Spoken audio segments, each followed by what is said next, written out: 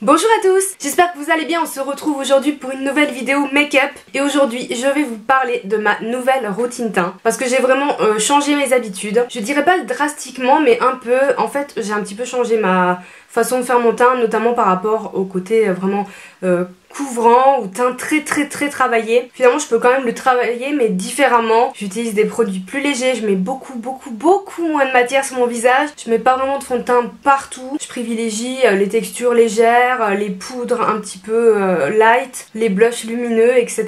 Donc je me suis dit que j'allais partager ça avec vous parce que c'est quand même un changement dans ma routine. Moi je suis quelqu'un qui a toujours aimé les fonds de teint très couvrants, très mat parce que notamment j'ai la peau mixte. C'est toujours le cas mais en ce moment en tout cas pour le quotidien. Pour tous les jours, j'ai vraiment changé d'orientation. Même au niveau du choix de mon fond de teint, je commence à apprécier les fonds de teint vraiment glowy avec un minimum de couvrance presque. Parce que je me suis rendu compte de beaucoup de choses.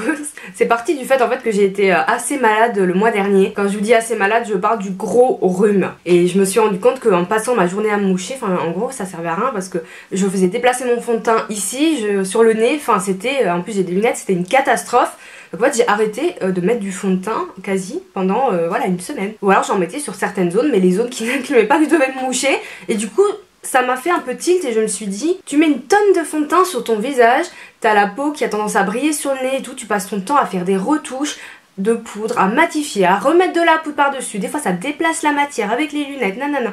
Et au final je me suis rendu compte qu'en mettant moins de matière sur mon visage et tout, j'avais moins ce problème de brillance, j'avais moins de problème à retoucher mon teint en une minute, même sans miroir. Parce que voilà, quand on est au boulot, voilà, moi je peux pas toutes les heures aller faire un check de mon teint. Je vois des gens, je parle avec eux, j'ai pas envie d'avoir des traces bizarres, de briller. J'ai pas non plus envie de me repoudrer le nez toutes les 5 minutes. Surtout que moi je suis dans un coworking, donc bureau en commun avec d'autres gens. Donc laissez-moi vous dire que déjà, quand je me remaquille un peu, il y a que moi qui fais ça dans le truc. Donc du coup j'essaie quand même de pas abuser. Bref, nouvelle routine, si vous avez la peau mixte à grasse, ça devrait vous intéresser encore plus. Si c'est pas le cas, c'est pas grave, les produits que j'utilise peuvent convenir à peu près à tout type de peau. En tout cas le fond de teint n'est pas du tout un fond de teint formulé pour une peau mixte à grasse, c'est plutôt un fond de teint un peu tout terrain. Et en plus il existe une version glow, donc si vous avez la peau sèche, encore mieux. Peu importe, après je vous montre des produits mais je vous montre aussi des méthodes et je vous explique tout ça, donc voilà. Pourquoi pas vous faire une nouvelle routine teint pour le printemps-été. C'est toujours l'occasion de changer un petit peu ses habitudes. J'arrête de parler et je vous laisse tout de suite avec la vidéo. Me revoilà, donc j'ai pas encore le teint fait du coup. Première étape de ma routine teint, les soins. Donc là je les ai déjà appliqués parce qu'en fait je les applique toujours avant de faire mes yeux. Comme ça ils ont le temps de bien sécher, pénétrer et tout avant de mettre le fond de teint, etc. En ce moment j'utilise surtout ces deux produits, même que ces deux produits. Donc le sérum Que mes rougeurs disparaissent de chez Garancia, parce que je fais une petite cure de chez Garancia anti-rougeur. Donc avec cette gamme, donc il y a le sérum à utiliser matin et soir et une crème de nuit. Apparemment c'est vraiment un petit rituel qui est très efficace et moi j'ai des rougeurs au niveau des joues, peut-être vous le verrez pas trop parce que j'ai beaucoup de lumière vers moi. Donc je me suis dit voilà que j'allais le faire sérieusement, donc petit sérum matin et soir. Par contre pour la crème de jour j'en ai pas du coup, la seule crème que j'ai c'est pour de nuit. Bien que je pourrais l'utiliser de jour, la Garancia, mais en ce moment j'utilise celle-ci de chez Sève. Donc c'est dans la gamme Pure Paradisi, c'est le fluide botanique purifiant, donc c'est une crème fluide vraiment légère pour les peaux mixtes qui correspond du coup à mon type de peau. Je la trouve très bien, j'aime bien l'embout comme ça pour délivrer la juste dose de matière et surtout elle est très légère sans faire un effet siliconé ou quoi, mais elle hydrate suffisamment et elle sèche rapidement sur la peau. On va maintenant entrer dans le vif du sujet de cette nouvelle routine teint. Alors en ce moment j'utilise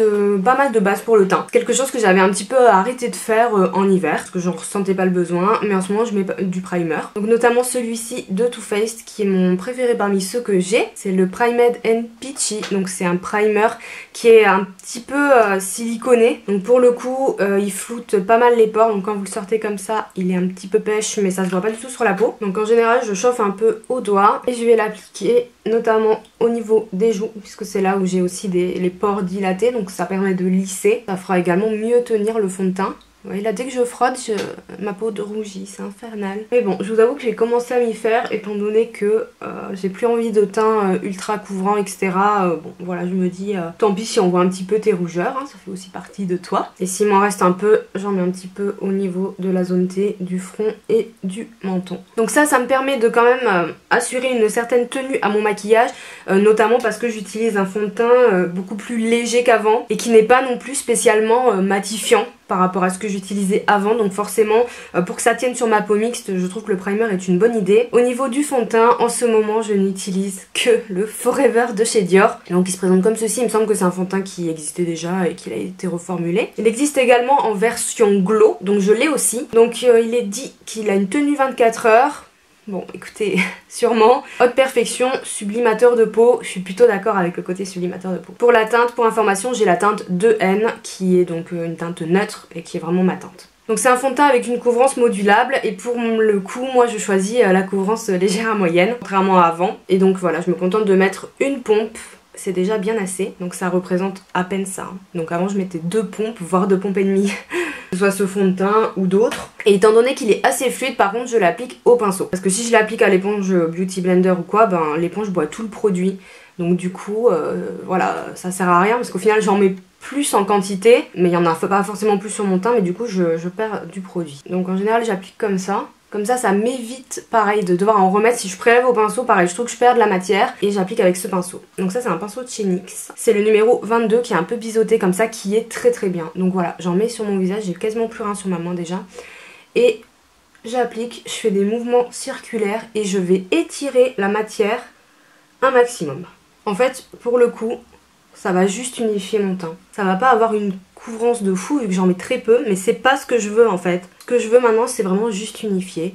Et quitte à ce qu'on voit mes rougeurs en transparence, parce que je me rends compte quand même que j'ai pas du tout d'acné en fait. J'ai pas du tout d'imperfection, de boutons, j'ai de la chance. Donc je sais pas. À un moment donné, je me suis dit, j'en ai marre de mettre une tonne de fond de teint. Alors qu'au final t'en as pas besoin entre guillemets. Et le seul problème que j'ai, c'est vraiment que j'ai la peau qui brille et que j'ai ces rougeurs sur les joues. Mais vous voyez là, j'ai mis un peu de fond de teint et elles sont estompées, alors même si on va les voir un peu en transparence. Le nez, je ne mets pas vraiment de fond de teint sur le nez. Donc là je l'ai pas appliqué sur le nez, j'ai failli le faire par habitude. Pourquoi? Parce que je porte des lunettes et que en fait c'est très problématique pour moi. Parce que les lunettes finissent par faire des traces avec le fond de teint et je passe ma journée à faire ça. Voilà, à essuyer les traces des lunettes qui se voient hein, en réalité.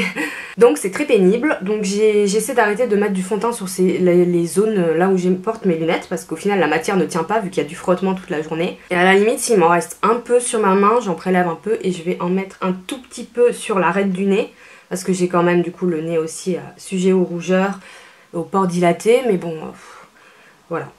Par contre j'ai aussi également pas mal de problèmes de brillance et notamment le nez, c'est la zone qui brille le plus chez moi. Donc pareil, quand je brille la matière forcément se déplace et si vous en mettez une tonne, en fait tu passes ton temps soit à te repoudrer soit à déplacer la matière. Ça déplace la matière. Si je me repoudre par dessus de la brillance et voilà, dans la vraie vie j'ai pas le temps de me regarder dans le miroir toute la journée et de prendre mon pinceau pour remoduler le fond de teint. C'est pas possible. Moi il faut que je puisse le faire soit avec les doigts à l'aveugle ou mettre un peu de poudre, voilà, rapidement. Donc à la limite j'en mets un peu histoire de raccorder, mais en fait c'est pas forcément utile parce qu'en fait je me suis rendu compte que plus je mettais de matière sur mon teint et notamment sur les zones qui brillent beaucoup, donc comme le nez, plus je trouve que quand je brille ou quoi, en fait ça se voit et c'est moche. Tandis que là, voilà, vu que j'ai quasiment pas de matière sur le nez, si je sens que je brille, je peux faire un petit peu avec mes doigts remoduler le fond de teint sans avoir peur de déplacer de partout et que ce soit horrible. Donc au final, je préfère nettement cette alternative. Donc voilà, pour le fond de teint, vraiment léger et voilà. Pourtant j'aimais vraiment les teints très très travaillés. J'aime toujours ça, hein. Je dis pas que je peux pas le faire pour des occasions ou quoi, mais pour le quotidien...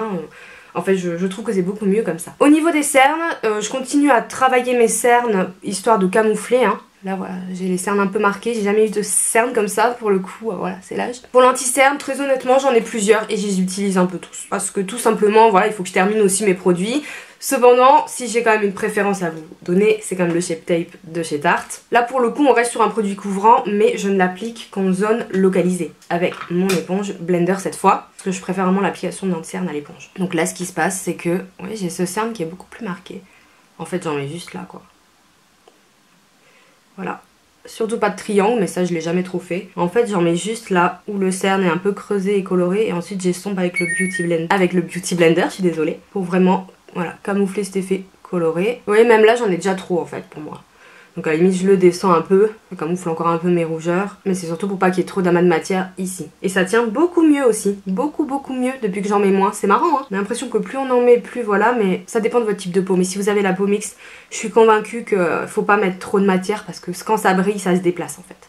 ça se déplace. C'est tout au niveau de l'anti-cerne. Si vraiment j'ai un bouton, une imperfection, je vais venir corriger. Arrivé ici, en général, je fais mes sourcils. Comme ça laisse le temps au produit crème de bien s'imprégner. Vous voyez, là déjà c'est sec. J'ai tellement mis peu de fond de teint que voilà. Donc je vais quand même faire mes sourcils rapidement. Hors caméra parce que c'est pas le sujet. Au niveau de la poudre, je continue à poudrer mon teint quand même pour fixer, encore une fois parce que j'ai la peau mixte, même si je mets très peu de matière, c'est quand même important. Tout comme l'anti-cerne, j'ai beaucoup de poudre en ce moment, donc je vous avoue que je fais tourner. J'ai pas forcément une poudre routine du moment, mais récemment j'ai testé celle-ci de chez Corès et je vous avoue que je l'aime bien, donc c'est l'occasion aussi de vous la montrer. Donc c'est une poudre compacte, un petit peu colorée, mais très honnêtement je trouve que ça fait aucune différence. Même quand je la swatch, je vois pas vraiment la couleur, alors que c'est censé être la teinte VRP2, mais bon. Et vraiment légèreté, voilà, donc je prends toujours ce pinceau de chez NYX que j'adore également pour la poudre, c'est le 02, il est génial franchement pour la poudre. Donc là vraiment à peine je tapote en fait, je fais pas ça dans ma poudre et je balaye. Voilà, c'est juste pour fixer. Hop, voilà, c'est tout. Pas plus. Je me rends compte que je mettais une tonne de poudre en fait avant. Je critique pas du tout mon ancienne façon de faire mon teint un peu plus chargé parce que voilà ça me correspondait à l'instant T et comme je vous dis je peux encore continuer à le faire. Mais bon là vraiment en ce moment je suis plus à l'aise avec cette routine. Par contre je continue aussi à prendre un petit pinceau plus précis avec un peu de poudre pour poudrer un peu plus précisément l'anti-cerne. Là pour le coup je tapote bien, c'est vraiment juste pour le fixer. Même si le Shape Tape tient bien.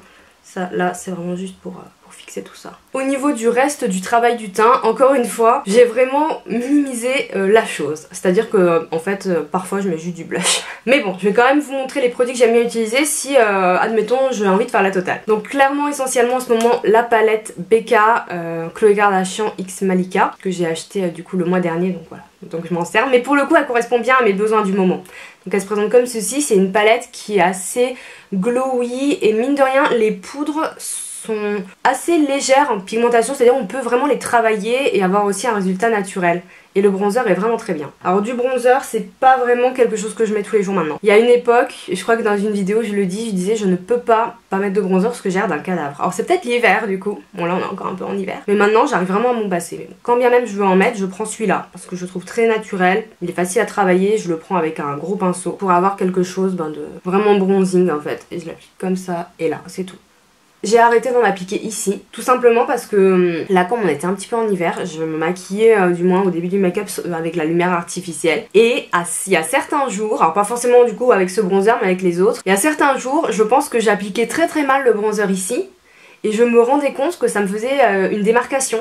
Je pense que je l'estompais pas assez mais je voyais pas du coup. Et c'est surtout quand je fais des photos shooting et tout que je les voyais sur les photos. Et je me disais merde quoi, t'as passé la journée comme ça. Du coup je me contente d'en mettre au niveau des tempes et ici. De façon voilà légère mais qui se voit. J'aime bien ce bronzer. À la limite ça réchauffe, ça redéfinit. Mais en fait j'en prends tellement peu sur mon pinceau que voilà je repasse et c'est pas mal. J'estompe quand même si besoin. Surtout ici pareil pour pas qu'il y ait de démarcation là au niveau des temps parce que souvent c'est là où je fais l'impact de matière. Pour tout ce qui est blush, j'ai 3 petits chouchous en ce moment que je fais tourner, donc soit les 2 blushs de la palette qui sont en plus des blushs lumineux, donc je vous avoue que quand je les applique je mets pas forcément d'highlighter, soit celui-ci de chez Tarte que je vous ai montré dans une précédente vidéo qui est plutôt rose froid mais qui est très naturel une fois appliqué, donc je l'aime beaucoup, et de chez Clinique les blushs Chic Pop, donc ça c'est un blush que j'ai depuis hyper longtemps et c'est une teinte corail comme ça qui donne grave bonne mine. Et je vous avoue que lui c'est un peu mon petit chouchou. Donc je vais l'appliquer avec un pinceau Duo Fib parce qu'en fait c'est une matière, c'est pas vraiment un blush crème mais c'est pas vraiment un blush poudre. C'est plutôt un blush poudre mais la matière est hyper crémeuse.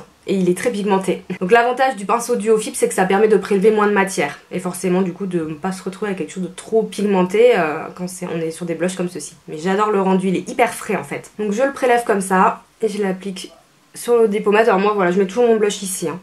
Très haut, je descends pas trop parce que justement comme j'ai des rougeurs sur les joues, même si là elles sont un peu camouflées, elles peuvent réapparaître dans la journée, donc si vous avez des rougeurs sur les joues, je vous conseille de placer votre blush plutôt ici que ici forcément. Après évidemment il faut faire attention à la forme de son visage hein. C'est très compliqué de vous conseiller sachant que moi je fais cette technique par rapport à ma propre forme de visage. Ça réveille un petit peu, même si vous voyez très peu quand je mets du blush à la caméra, ça réveille quand même, ça fait du bien. On termine avec l'highlighter, donc pour le coup étant donné que j'ai toujours cette palette sous la main, je l'utilise celui qui est là, qui est un beige assez classique, donc en fait il passe avec tout. Donc pareil, j'essaie de faire un petit peu attention à la dose d'highlighter hein, et de le placer vraiment ici, de pas trop descendre sur la joue. Après des fois on a le geste un peu en plein, ça arrive à tout le monde. Voilà. Et on a terminé. Alors je me suis trompée, on n'a pas tout à fait fini. Mais en fait je vous avoue que c'est une étape que j'oublie un jour sur deux, c'est pour ça peut-être. Je termine, quand j'essaie d'y penser, il faut vraiment que j'y pense, par un petit peu de Fix Plus de chez MAC. Spray fixateur, c'est vrai que ça fait quand même une petite différence, surtout comme quand je vous dis, moi j'essaie vraiment du coup de faire un teint plus léger. Donc c'est pas mal et en plus ça permet de faire un teint moins figé avec la poudre etc. D'avoir un rendu plus naturel. Donc voilà, un petit peu de fixateur. Ça fait pas de mal. Je vous avoue que j'aime pas trop m'asperger des trucs sur la figure. Mais bon, cette fois on a bel et bien terminé pour cette petite routine teint, cette nouvelle routine qui change un petit peu de mes habitudes. Pas trop quand même, mais au final par contre c'est plus rapide, donc je passe moins de temps le matin, c'est plutôt cool. N'hésitez pas à me laisser un commentaire pour me donner votre avis sur cette vidéo, me dire ce que vous utilisez comme produit, quelle est votre routine, si vous êtes plutôt un teint très couvrant ou léger, ou même moyen, dites-moi un petit peu ce que vous préférez. Ça peut être aussi selon les saisons, j'imagine qu'en été, enfin moi je me vais pas porter du fond de teint hyper couvrant et une tonne de poudre en été, je sais pas vous. Donc je commence à préparer tout ça tranquillement je pense. N'hésitez pas à liker la vidéo si elle vous a plu, et pour ma part je vous fais de gros bisous et je vous dis à bientôt. Ciao.